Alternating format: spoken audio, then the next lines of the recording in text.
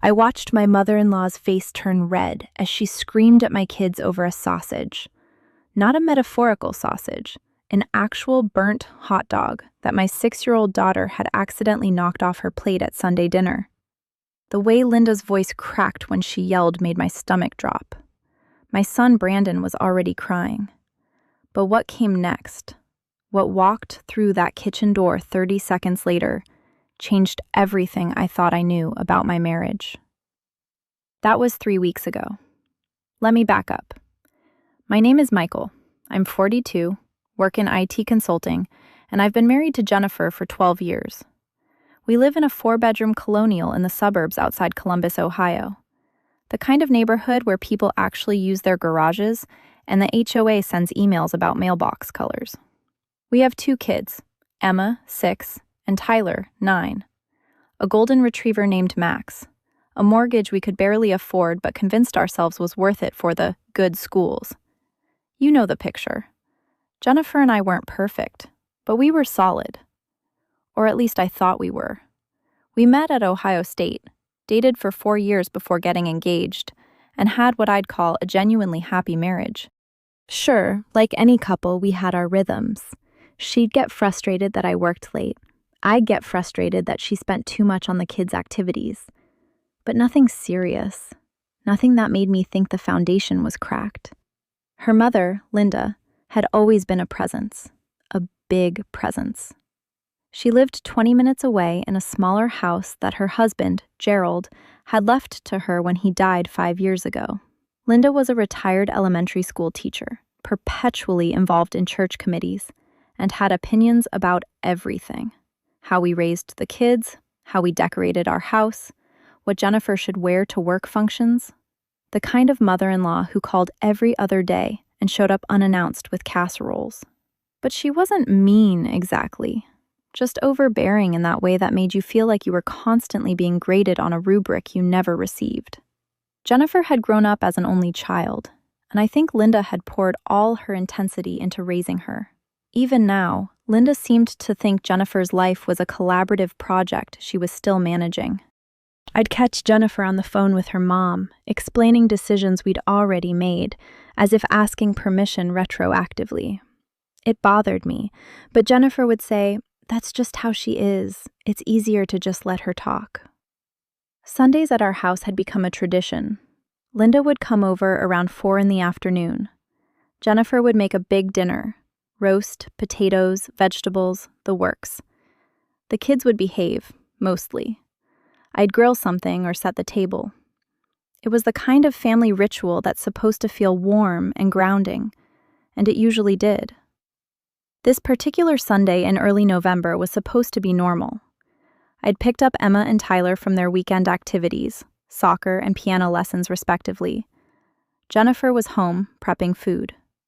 The house smelled like rosemary and beef stock. Max was napping in his bed. The fall light was coming through the kitchen windows that golden way it does in the Midwest in autumn. Everything felt right. Linda arrived at 3:50 p.m., exactly 10 minutes before she said she would. She was carrying a store-bought apple pie in a bakery box, which was typical. She always brought something, but it was never homemade. She kissed Jennifer, ruffled the kids' hair, and asked me, "How's work?" without waiting for an answer. We sat down to eat around 5:30. The roast was perfect. Jennifer's always are. The kids were chatty but not wild. Linda talked about a woman from her church who was having surgery and a new pastor who was too liberal for his own good. Normal Linda. She had a glass of wine, which made her a little louder, a little more animated. Emma was eating a hot dog. Jennifer always made a few for the kids because they were picky eaters and refused the roast. She was sitting next to Linda at the dining table, swinging her legs a little, the way 6-year-olds do when they're not focusing. The sausage rolled off her plate. It wasn't dramatic. It just fell. Emma's fork had caught it wrong, and gravity did the rest. It landed on the table, close to Linda's wine glass. What happened next happened fast. Linda jerked back in her chair and made this sharp, loud noise. Not quite a scream, but somewhere between a gasp and a yelp. Then she looked at Emma, and her face changed. The color rose up her neck and across her cheeks. "What is wrong with you?" she said. Her voice had that edge that meant she was angry. Really angry. "Do you have no coordination? No sense of how to behave at a table?" Emma's face crumpled. She was about to cry. "Mom, it's okay. It's just a sausage," Jennifer said, reaching over to pick it up. "It's not about the sausage," Linda snapped, not looking away from Emma. "It's about respect. It's about being taught to sit properly and eat properly and not make a mess like some kind of animal." "Linda," I said. My voice was level, but my jaw was tight. "She's 6. "Exactly," Linda said. "She's 6. Old enough to know better." Tyler had stopped eating. He was watching Emma's eyes fill with tears, and he looked scared. Jennifer's hand was frozen halfway to the sausage. "It was an accident," Jennifer said quietly. "An accident that wouldn't have happened if Emma was taught to pay attention," Linda continued. She was really wound up now. "You two let these kids get away with murder. No structure, no discipline. Emma can't sit still for 5 minutes. Tyler is in that gifted program, but he's lazy about his homework. You're doing them a disservice." That's when the kitchen door opened. I didn't even register it at first. I was too focused on the fact that my daughter was crying and my mother-in-law was using a fallen hot dog as a launch pad for a character assassination of my parenting. But Jennifer's face went white, like actually white. The color drained out of her like someone had pulled a plug. A woman walked in. She was wearing a cardigan and jeans, carrying a glass of water, moving like she lived in the house. She was maybe mid-60s, with dark hair and Linda's nose. Linda's eyes, too. "Is everyone all right?" she said. I heard raised voices. The room went completely silent. Linda's face cycled through about 5 different emotions in 2 seconds. Shock, embarrassment, fear, anger, something else I couldn't place. "Michael," Jennifer said. Her voice was very small. This is Patricia." "Patricia is my," Linda started. "I'm Linda's sister," the woman said. She was looking at me, and there was something in her expression that made me understand I was missing something enormous. "The sister Linda hasn't spoken to in 23 years. Emma was still crying. Tyler was staring at the stranger. Max had lifted his head from his dog bed, confused by the sudden tension. "What's happening?" I said. No one answered. Jennifer's hands were shaking. I could see them shaking as she gripped the edge of the table. "Jennifer," I said, "what is this?" She opened her mouth, closed it. Linda was staring at her daughter with an expression I'd never seen before, something between pleading and pure panic. "Mom," Jennifer whispered, "we need to talk, all of us, about what you've been doing." That's when I realized whatever had just walked through that door wasn't just a surprise guest. It was the truth. Patricia walked to the kitchen sink and set down her water glass with the kind of deliberate calm that only comes from having rehearsed a moment for a very long time. She didn't look at Linda. She looked at me. "Your wife has been lying to you," Patricia said, "and your children deserve to know the truth about their grandmother." Emma was still crying. Tyler had his thumb in his mouth, which he hadn't done since he was 4. Jennifer's face had gone from white to a shade of gray that genuinely frightened me. Linda was staring at her sister like she'd just walked out of a tomb. "What are you talking about?" I said. My voice sounded strange to my own ears, thin, confused. "Jennifer, what is she talking about?" Jennifer didn't answer. She was looking at Linda, and there was something in her expression I'd never seen before. Not anger, not embarrassment, something worse. Resignation. Like a door had finally opened that she'd been holding shut for a very long time. "I think we need to sit down," Patricia said.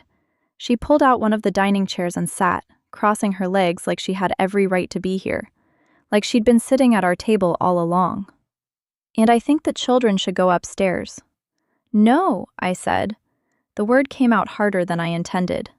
"No one is going anywhere until someone tells me what the hell is happening." Linda made a sound, something between a gasp and a sob. "Michael," Jennifer said. Her voice was barely a whisper. I need you to listen to what Patricia has to say. Then you tell me, I said. You tell me. Why is your mother's sister walking into our house like she owns the place? Why hasn't she been here in, what did she say, 23 years? Jennifer's hands were shaking worse now. She reached for the edge of the table and gripped it hard enough that her knuckles went white. Because my mother told me she was dead. The room went completely still. What? I said. My mother told me, Jennifer repeated, and her voice cracked on each word, that Patricia had died in a car accident in 1998. I grew up thinking my aunt was dead. I went to a memorial service. I cried at a funeral for someone in a closed casket. Patricia closed her eyes for a moment. When she opened them again, there were tears running down her face. It was a closed casket, she said quietly, because there was no body, because I never died, because your mother lied to everyone. I looked at Linda. Her face had aged 10 years in the last minute. The color had drained completely out of her, and she was gripping the wine glass so tightly I thought it might shatter. Mom, Jennifer said, and there was something broken in her voice now. Why? Why would you do that? You don't understand, Linda said. Her voice was hoarse, desperate. You don't understand what she did, what she took from me. I took nothing from you, Patricia said, and there was steel in her voice now. I left because you stole from me. You stole my inheritance. You stole my share of Dad's estate. You forged my signature on documents. And when I found out and confronted you, you decided it was easier to kill me off in your story than to face what you'd done. The kitchen was spinning. I put my hand on the back of the nearest chair to steady myself. Jennifer didn't know, Patricia continued, looking at me now. That's what I need you to understand, Michael. Your wife didn't know any of this. She was a child when her mother decided to erase me. She was 12 years old, and her mother told her a lie, and then she reinforced that lie every single day for 23 years. Jennifer grew up not knowing she had an aunt, not knowing her mother was capable of what she did. How much? I asked. The words came out before I fully understood what I was asking. $230,000, Patricia said. That was my share of our father's estate. Gerald left everything to be divided equally. But Linda needed the house. She needed to stay in the house and maintain her life. And she decided she needed my half more than I needed to survive. I was raising Jennifer alone, Linda said, and her voice had taken on that quality of justification, the particular tone of someone who'd been rehearsing their defense for decades. Your father left us nothing secure. I was working as a teacher. You could have asked me, Patricia said. You could have told me the truth. Instead, you forged documents. Instead, you created a story. Instead, you made me disappear. Jennifer stood up abruptly. She walked to the same sink where Patricia had set down her water glass minutes earlier, and I heard her throw up. Not loudly, but the sound was unmistakable. The sound of her body rejecting what her mind was being forced to accept. I moved toward her, but Patricia touched my arm. Let her, she said quietly. She needs to process this alone for a moment. How are you here? I asked Patricia. How did you find Jennifer? How did you know where to come? Social media, Patricia said. Facebook. I've been watching my niece's life from a distance for years, trying to work up the courage to reach out. And then I saw a post last week, Jennifer mentioning that Linda would be coming to dinner on Sunday, and I thought, it's time. It's time for this to end. Linda was crying now, silently, tears streaming down her face. She looked at Patricia with an expression of such desperate pleading that for just a moment, I almost felt sorry for her. Almost. Then I remembered Emma's face as Linda screamed at her, and the moment passed. Why did you come today? I asked Patricia. Why not just contact Jennifer privately? Why come here and do this? Because, Patricia said, and her voice was steady as stone. Jennifer's children deserve to know who their grandmother actually is, and Jennifer deserves to know the truth about her mother. And you deserve to know what you've been married into. Jennifer came back from the sink. Her face was pale, her eyes red. She sat down heavily in the nearest chair. "How much did you know?" I asked her. "Nothing," she said. "I swear to God, Michael, I knew nothing. I thought Patricia was dead. I thought my mother was a woman who'd lost her sister in a tragedy. I thought—" She stopped, unable to continue. "She's telling you the truth," Patricia said. "I've been doing research for 3 years. I hired a private investigator. I have documents. I have proof of the forged signatures. I have bank records. I have everything. And I'm willing to share it all with Jennifer, and with you, if you want to see it." Emma had stopped crying. She was watching all of us with the particular intensity of a 6-year-old who sensed that something very serious was happening, and she wasn't supposed to understand it. Tyler was still sucking his thumb, his eyes moving between the adults in the room, like he was trying to figure out who to be afraid of. "Kids," I said, my voice steadier now, "I want you to go upstairs, both of you. Go watch a movie in my room. Tell Max to come with you." "But," Tyler started. "Upstairs," I said, not unkind, but firm. "Now."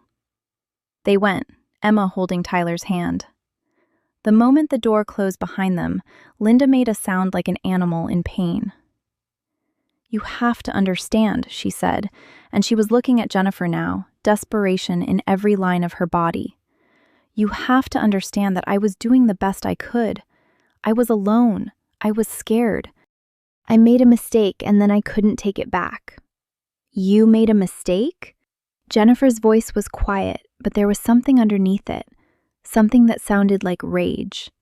"Mom, you didn't make a mistake. You committed fraud. You stole money. You created an entire false history, and you lied to me every single day for 23 years.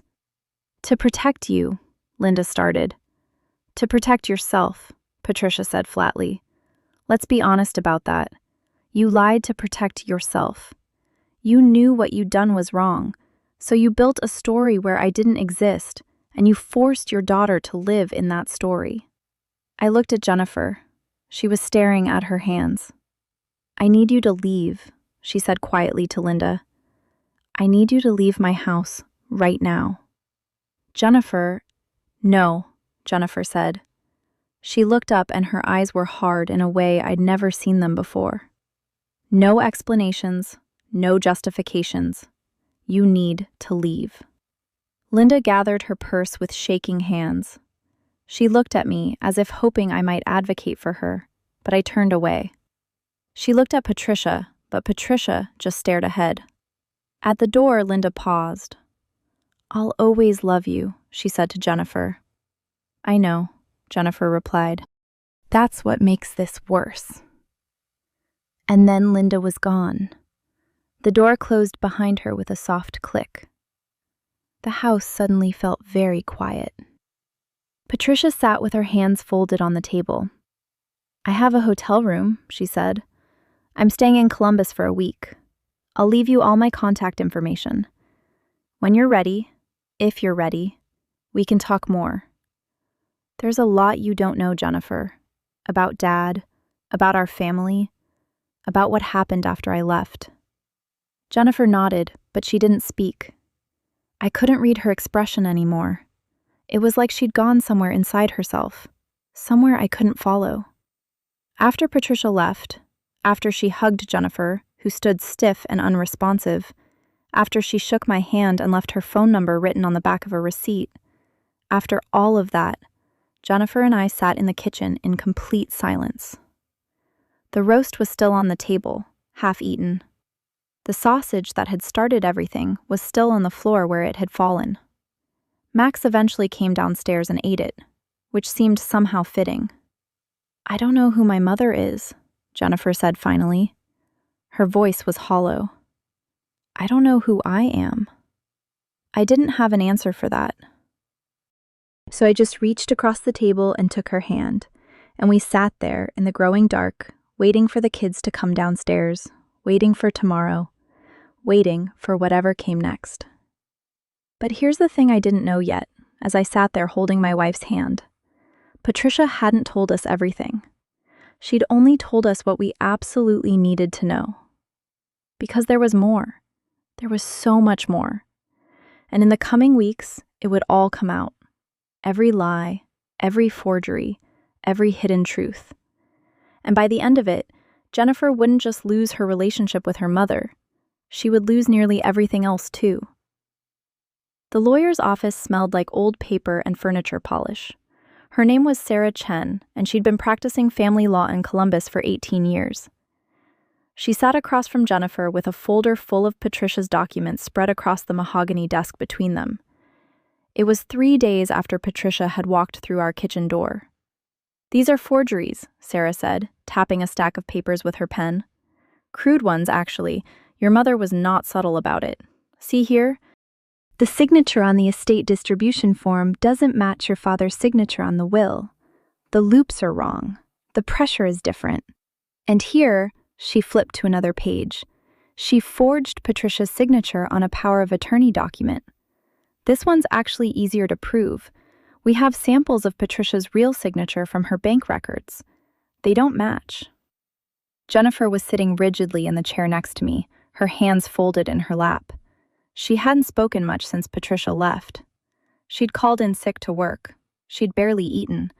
The kids had asked repeatedly why Grandma Linda wasn't coming to Sunday dinner anymore, and Jennifer had just said, "We're taking a break from that for now."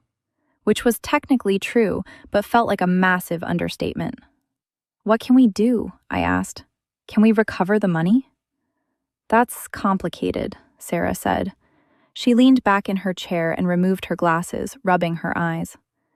"The statute of limitations on fraud in Ohio is 4 years, but Linda committed this fraud 23 years ago. However, Patricia never knew about it until recently, and that changes things. We could potentially file a civil suit for fraud and breach of fiduciary duty.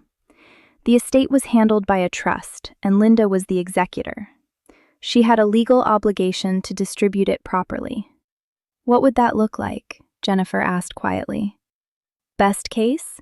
Linda pays back the $230,000 plus interest. That would be roughly $450,000, depending on the interest calculation. Worst case?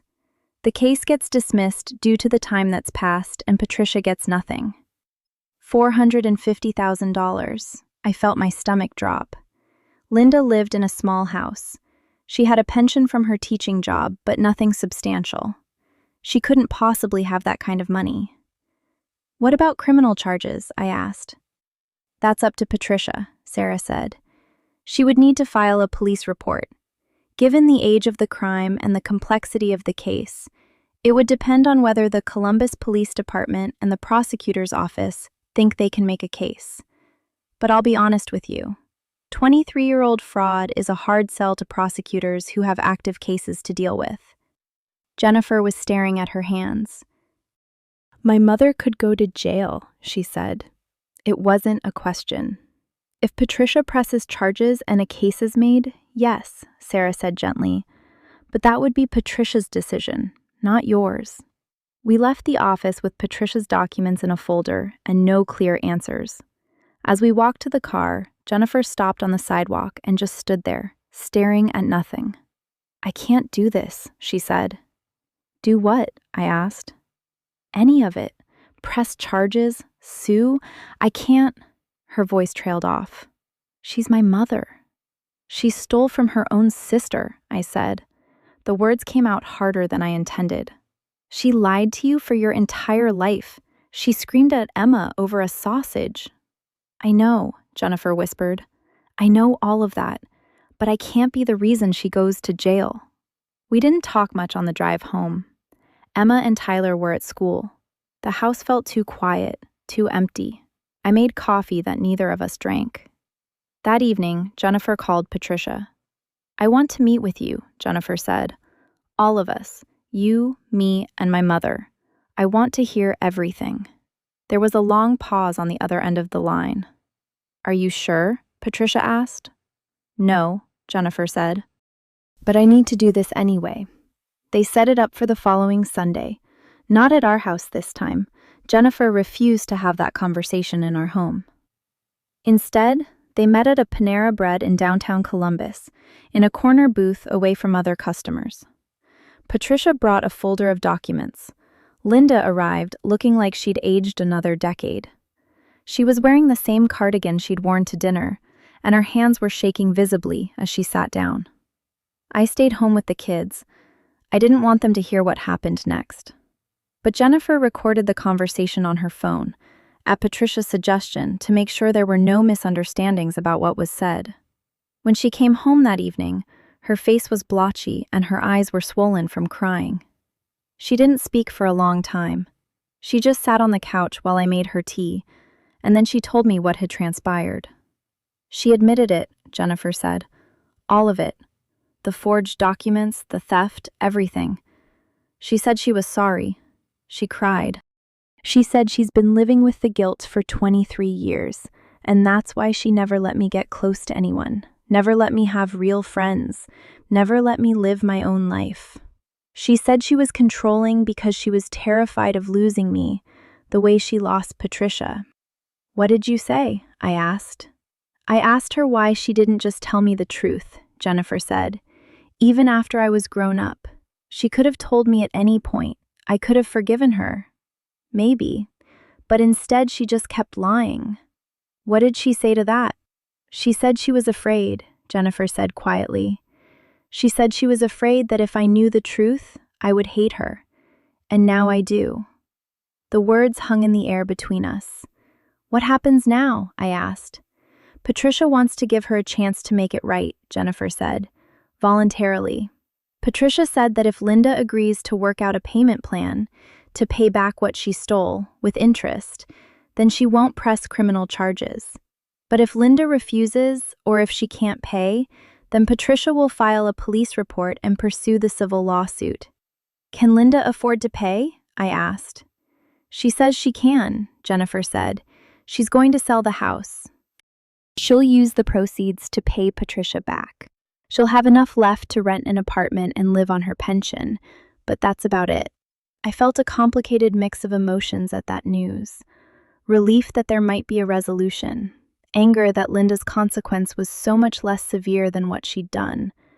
Pity for a woman who was about to lose her home. But mostly, I felt concern for Jennifer. How are you feeling? I asked. Like I don't know who I am, Jennifer said. Like my entire childhood was a lie. Like I've wasted time being close to someone who never actually let me know her. Like, her voice cracked. Like I'm angry and sad and relieved and devastated all at the same time, and I don't know how to feel about any of it. I pulled her close. She cried into my shoulder, the kind of crying that comes from the deepest part of your body, the kind that leaves you exhausted and hollow. The next week, Linda put her house on the market. The real estate agent listed it for $320,000, which was reasonable for the neighborhood and the property condition. Within 10 days, they had an offer. By Thanksgiving, the sale was closing. Linda called Jennifer the day before the closing. I could hear Jennifer's voice on the phone, measured and careful, like she was speaking to a stranger. They talked for 15 minutes. When Jennifer hung up, she looked drained. She's saying goodbye to the house tomorrow, Jennifer said. She wanted me to know that. She's spending the night there one last time before the new owners take over. Do you want to go? I asked. No, Jennifer said immediately. I can't. I can't watch her lose the last thing she has. I can't watch her suffer, Michael, even though I know she deserves to. I can't do it. But that night, Jennifer couldn't sleep.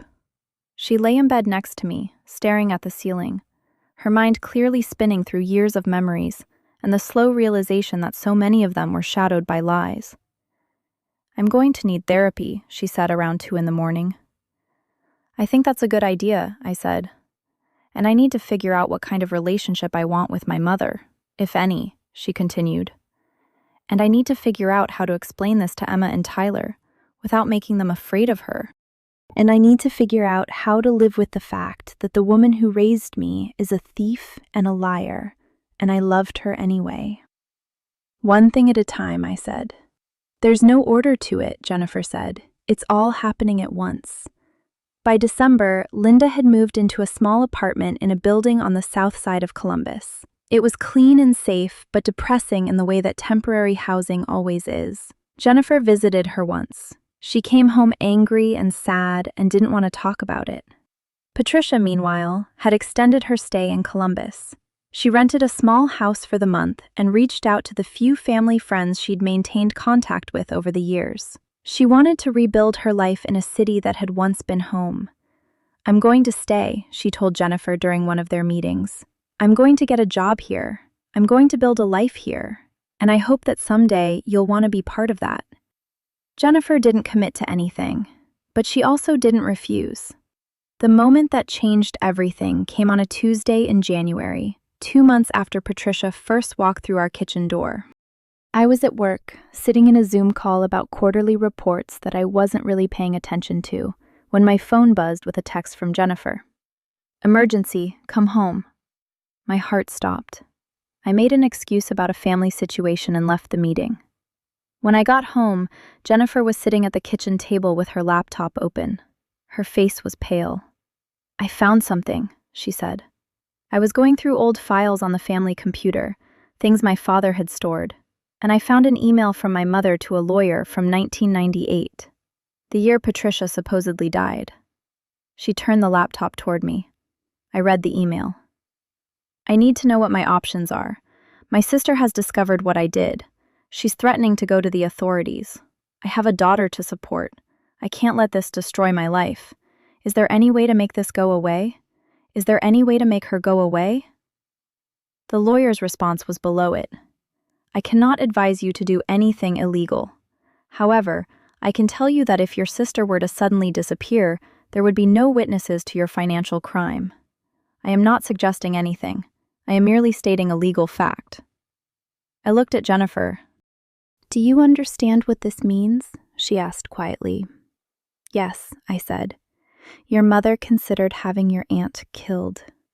She didn't go through with it, Jennifer said. Obviously. But she thought about it. She thought about murdering her own sister to cover up her crime. I sat down heavily in the nearest chair. I'm going to show this to Patricia, Jennifer said. And then I'm going to tell my mother that if she doesn't turn herself into the police and cooperate fully with any investigation, I will turn these emails over to the authorities myself. Jennifer, I started. No, she said, and her voice was hard in a way I'd never heard before. No more protecting her. No more excuses. No more, she's my mother. She's a criminal. She's a thief. And she's a woman who thought about murdering her sister. I'm done. Jennifer made the call that afternoon. She met with Linda in a public place, a coffee shop where there were witnesses. She told her mother exactly what she'd found. She told her that Patricia deserved justice. She told her that if Linda didn't voluntarily go to the police and confess, Jennifer would turn the emails over herself. Linda broke down. She admitted everything, the theft, the forgery, the 23-year lie. And she admitted that, yes, she had briefly considered hiring someone to make Patricia disappear. She said it was the worst moment of her life, the moment when she realized she was capable of evil. She said she never actually took in to make it happen, but the fact that she'd thought about it, the fact that she'd asked a lawyer about it, it had haunted her every day since. 2 weeks later, Linda walked into the Columbus Police Department and confessed to everything. She turned over all the forged documents. She signed a statement. She admitted to attempted conspiracy to commit murder, though nothing had actually come of that conspiracy. The case went to the prosecutor. They decided to charge her with fraud, forgery, and conspiracy to commit murder. The conspiracy charge was complicated because no actual plan had been implemented, but the prosecutor argued that the emails constituted a clear intent to harm Patricia, even if that intent was never acted upon. The trial happened 6 months later. It was awful. Jennifer had to testify. Patricia had to testify. Neighbors and friends of the family were called.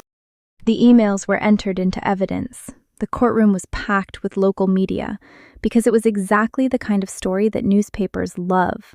A decades-old crime, a family torn apart, a woman who'd stolen from her own sister and considered having her killed. Linda was convicted on all counts. She received 5 years in prison and was ordered to pay restitution of $450,000. She would never be able to pay it all. She had nothing left, no house, no savings. But the courts set up a payment plan that would take decades. When the verdict came back, Jennifer didn't feel relief. She felt empty. She'd won, in a sense. Justice had been served. But the cost had been enormous. We had to tell Emma and Tyler, eventually. We told them the truth, as gently as we could.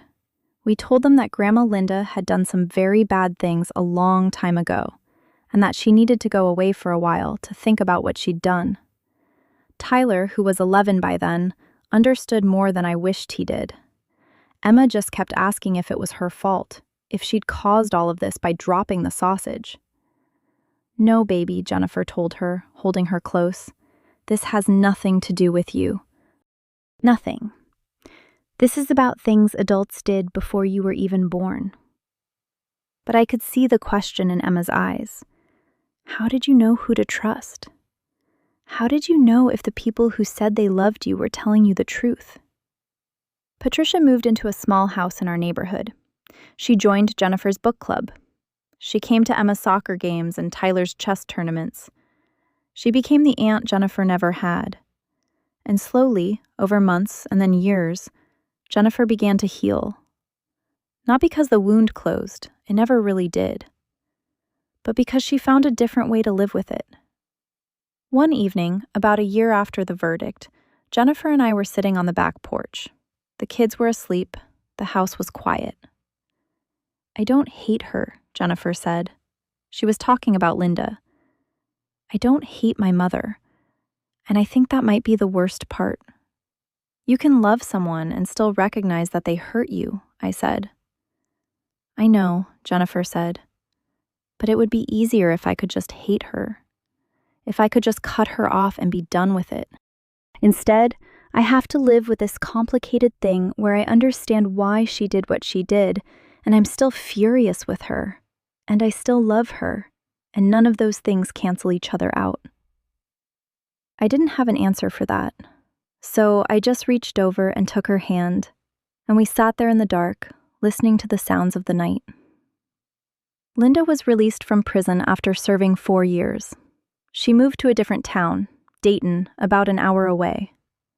Jennifer saw her once after her release, for coffee. It was awkward and painful and didn't resolve anything. They haven't seen each other since. But Jennifer still sends her birthday cards. They're not warm cards. They're just cards that say, "Happy birthday, Mom." And Linda sends cards back. They're short. They say, "Thank you. I love you." It's not a relationship, exactly. It's more like a ceasefire between two people who used to be close and can never be again. Patricia is still in our neighborhood. She's dating a man she met at church, a widower named Robert who makes her laugh. She and Jennifer have built something real, something based on truth instead of lies. And Emma and Tyler have an aunt who actually shows up, who actually knows them, who doesn't hide anything. Sometimes I think about that moment when Patricia walked through our kitchen door. I think about how one moment can shatter everything you think you know about your life. I think about how truth, when it finally comes out, is both a blessing and a curse. But mostly, I think about Jennifer.